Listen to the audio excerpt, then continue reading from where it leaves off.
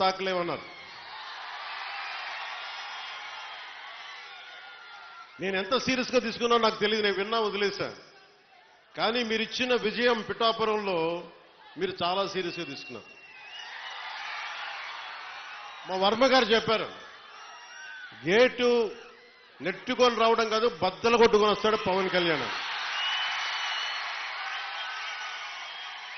మా వర్మ గారు చెప్పిన ఆ వ్యాఖ్యలే, ఆ ప్రొఫెసీయే నిజమైంది ఈ రోజున. మరి నాకు ఇంత ఘన విజయం ఇచ్చిన మీకు నేను ఎంత రుణగ్రస్తుణ్ణి.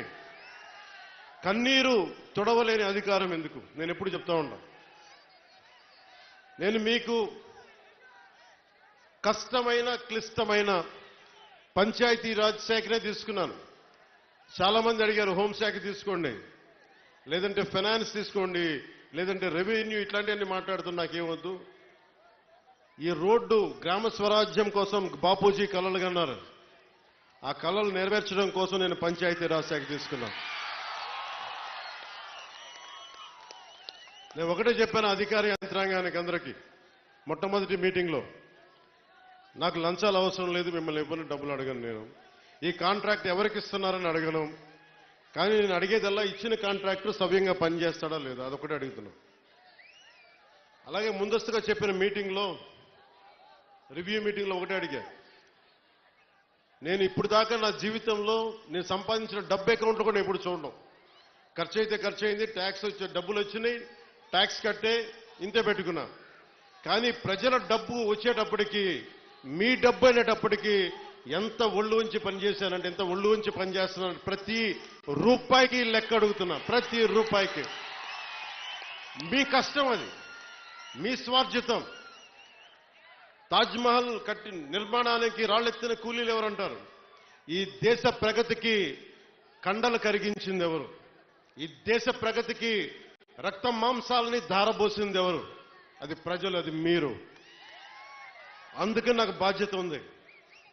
నేను మీకు ఈ రోజు నేను చెప్తా ఉన్నాను, ఆ రోజున ప్రమాణ స్వీకారం చేశాను. మొన్న మన కార్యకర్తల సమావేశంలో ప్రమాణ స్వీకారం చేశాను.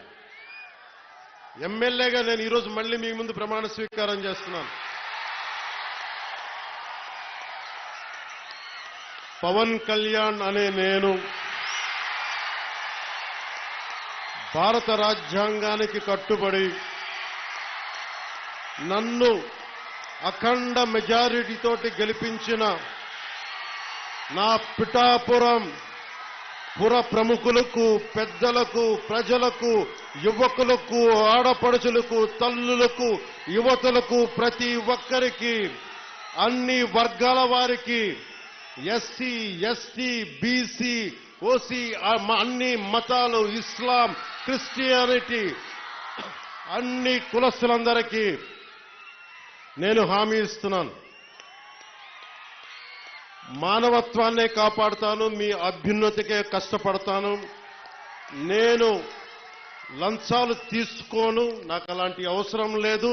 మీ అభ్యున్నతికే నేను కష్టపడతాను.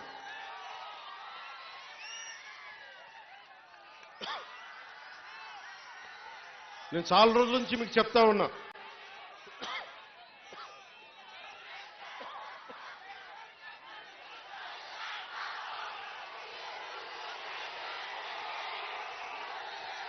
వైసీపీ గత ప్రభుత్వ నాయకులు చెప్పారు, పవన్ కళ్యాణ్ ఆంధ్రాలో ఉండడు, హైదరాబాద్లో ఉంటాడు, పిఠాపురంకి వస్తే పిఠాపురం వాస్తవ్యుడు కాదు, ఇక్కడ ఉండడు.